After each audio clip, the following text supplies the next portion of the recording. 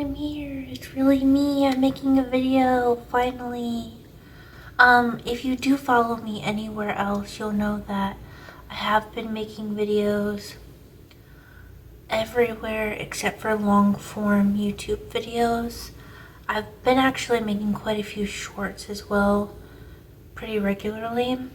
So, I don't know. I really am trying hard to get into doing long form YouTube videos just for a sense of community. I really enjoy watching other people's videos and getting a more one-on-one experience, a more in-depth or behind the scenes experience. It just, when I'm making a lot of shorter videos throughout the day and the week and I'm posting them on 4 different social medias, trying to sit down and then make a YouTube video, it just feels redundant and kind of overwhelming. But I'm working on it, so here I am. If you want to catch up with anything that's been going on since my last video, like I said, you can look at my shorts or any of my other social media to get a recap of what's been going on.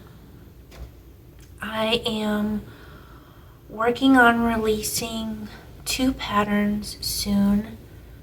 I have a crochet one and a knit pattern. If you'd like to see any of my other patterns that I've already published, they are on Ravelry. I'm trying to get rid of my Etsy because I fucking can't stand Etsy. It's awful. So I do still have one, but I'm trying to work towards getting rid of that and making my own website. So until then, if there's things that you see me post that you're interested in, just let me know. They can be purchased from me directly, or if you want me to make an Etsy listing until I make a website, I can do that. But all my patterns, again, are available on Ravelry. I'm an interdisciplinary artist, so I do all types of art. So I don't just have knitting and crochet patterns. Lately, I've been doing a lot of watercolor. So again, if you want to see any of that, you can go look at my other social medias. Or if you want me to make a video showing you my finished pieces, I'd be happy to do that as well. Let's jump into what I currently have to show you. Only one of them is not knitting or crochet related. So I made a paint palette out of some foam clay. I was experimenting because I don't want to use polymer clay anymore. I don't like the smell when you bake it, and I don't have access to ceramics or anything. So I'd seen people using foam clay, and then there's a Mod Podge you can get that is actually dishwasher safe. Would I totally trust that? No, but it at least means that it can get wet. So I shaped the clay, let it fully dry, and then I painted it with acrylic paint, and then I sealed it with 6 thin coats of the Mod Podge. And now it says to wait 28 days. I'll be honest, when I made the practice one, I waited about a week before I started using it. The practice one I made was just pure white, and I didn't take a lot of care or time to make everything smooth. I just kind of shaped it. But with this one, the wells, I made sure they were all smooth and nice and neat. I kept the wells white because when you're mixing paint, you want to be able to see what you're doing. Now I'm using this for watercolor.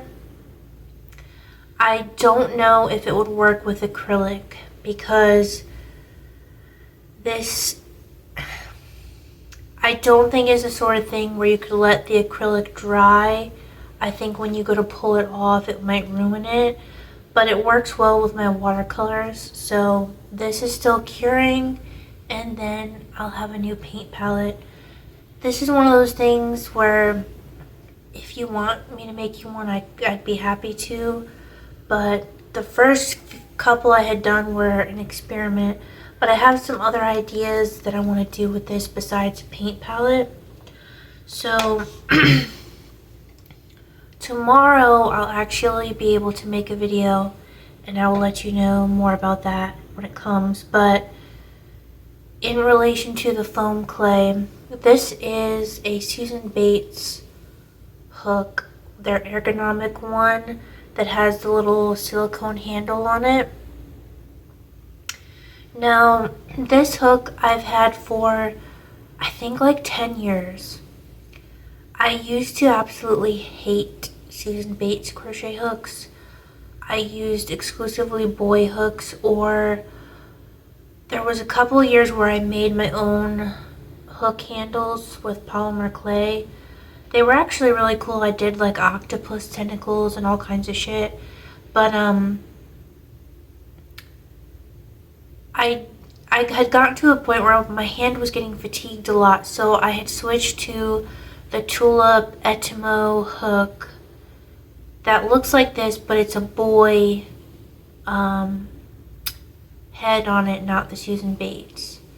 And it was just really starting to piss me off, and I was irritated by it. So anyways, I switched to the Susan Bates, this one specifically, and I've been using this exclusively for like 10 years. So this is a 3.5mm hook, and I've gotten to the point now where I have a really good tension, a really even gauge and all that, but I've noticed I just feel like I want more to grab onto. I hold mine very loose when I crochet. I don't grip it like this. I tend to do more like this. But also the two different materials gross me out. Suddenly in the last like year, it feels fucking disgusting to me. I don't know why. So I wanted to try something in relation to the foam clay. I ordered a Furls crochet hook. That'll be here tomorrow. I will do a full review comparing the two hooks. Now again, what works for me, in my opinion of a hook, is going to be totally different than what works for and is best for somebody else. But I did watch a lot of other people's videos on it before getting one, so that being said, I think having another opinion out there couldn't hurt. Point is, about the foam clay, I got the Streamline metal hook. It's a pure aluminum hook. I like the idea that it's the same material all throughout. However, when you put it down, it's going to roll all over the place. So, I actually have, this is something else I made with the foam clay. This is a paintbrush holder. It's supposed to look like a tube of tomato paste. So you just rest it like this on the table. You could actually use this really, but I thought when I get the Furls hook, because it'll roll all over the place, their hook rests are really expensive just to rest a hook on, in my opinion. So I think I'm just going to make one out of the foam clay when the hook comes. That way, whenever I put it down, because it rolling around and making that clinking noise on the table will irritate me. But holding it and it all being the same material, I think I'm going to really like that. So that was the only correlation I had to that. That'll be in a future video. Speaking of crochet though, the hat that I'm wearing, this is a hat pattern that I'm releasing really soon. However, you might recognize it looking similar to some other ones. So I currently have a pattern on Ravelry. It is the Infinite hat. And the way it's designed, there's some shaping to the crown. And it's kind of meant to mimic a knit rib tap. I tend to gravitate towards a solid color personally, and they're intentionally made to fit kind of like a sailor's cap, just a fitted beanie where you roll up the brim. I had originally designed the pattern for worsted weight. The other thing, the reason it's called infinite is because you can change color in so many ways and create so many different patterns just by changing the color. It's a great scrap buster and so on. But I'm trying to switch over to completely using natural fibers, and so not only using the worsted weight, it's too hot for where I live in South Carolina, and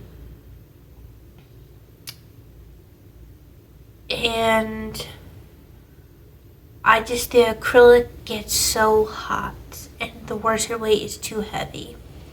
So this is a fingering weight version, and I'm making samples of it so I can write it up and release it in a fingering weight.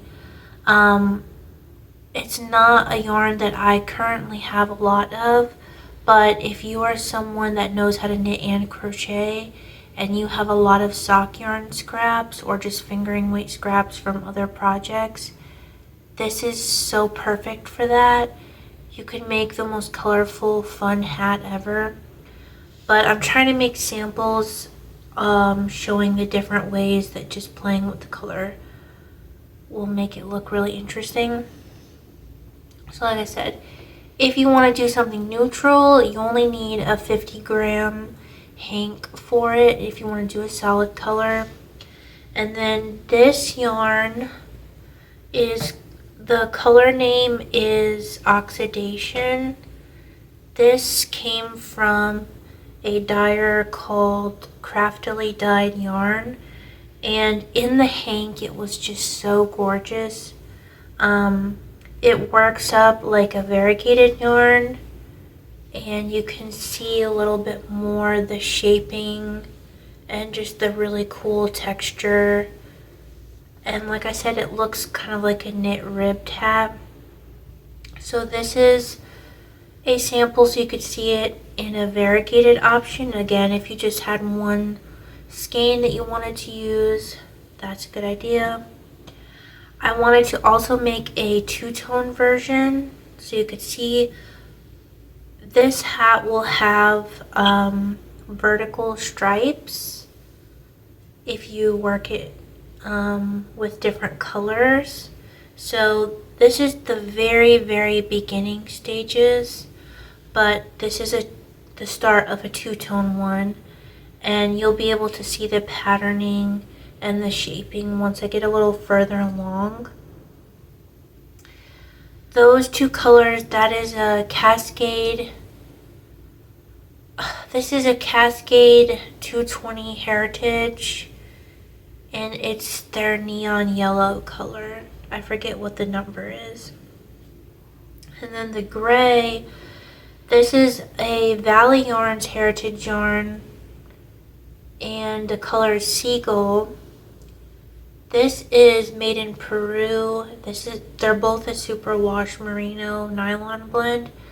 This one is so unbelievably soft. Oh my god, it's the softest yarn I think I've ever touched. Because it is a commercial yarn and not a hand-dyed yarn, it's more affordable. This came in a 50-gram hank. I do not have a Swift and a ball winder. I hope I can get one soon, but for now I wind these by hand. They're still center pull balls, but anyways, this is so unbelievably soft. Highly recommend that. So that is another sample of that. Now I also got these yarns, and they're actually from the same dyer, Craftily Dyed Yarns. And I really loved that she had the option for either 10-gram or 20-gram skeins, mini skeins, and it was a rainbow set. So I just got the 10-gram ones because, again, a 50-gram hank is all you need to make one of those hats. So this is a great way to show you all the color options. Now, I'm early on in this sample, so it's not the best way to show you just yet, but it's got all of the rainbow colors in it. And I'm just changing colors a lot more frequently. So once this works up, you'll have just a bunch of rainbows. So again, I was just trying to make a bunch of samples to show you. And because these are small little 10-gram balls, you, like I said, could use scraps and you could change color as frequently as you want. It explains in the pattern when to change color just so that it looks right. And when I release the pattern, I'll talk about your ends. The more you change color, the more ends you'll have, but I have a quick way that I work these in so it's not as big of a pain in the ass. Now if you use one color or two colors, you can actually carry the yarn throughout the whole hat so you don't have to worry about the weaving in ends part, but that's for another day. The pattern will be coming out really soon. I'm working on another pattern. This is a knitting pattern. Now, this is a sample, just me using what yarn I have. The actual pattern is for a DK weight yarn. This is fingering weight because I'm just in the design process, so I'm just using what I have. And I am making, it's hard to show, but there's a dragonfly in this increase area, and then there's the body of the scarf. It's not going to show, but I'll have better pictures of it when I'm done, because again, this was just me writing each pattern and knitting each row as I was designing it, so that's why, you know what I mean? So I'm really excited about this pattern because I've been working on it for a long time. It's to remember my best friend's sister who passed away a few years ago, and she was a very crafty person as well. She did a lot of knitting and quilting and all the things, and so to remember her, I wanted to make a scarf. And I was in the mood just because I know everyone's making ponchos and shawls and infinity scarves and little kerchiefs and all that shit, and those are great. But I was like, I just want a really traditional scarf. You throw it on, you wrap it around a couple times. It's just nice and cozy. I wanted to get some really nice yarn, so I did. But I wanted the ends of the scarf to just have a little something extra. So the one end is going to have a dragonfly, and then the other end is going to have a crescent moon shape. And yeah, so I'm really excited about that. I'm just using the scraps from that oxidation color and then that other gray yarn that I told you about.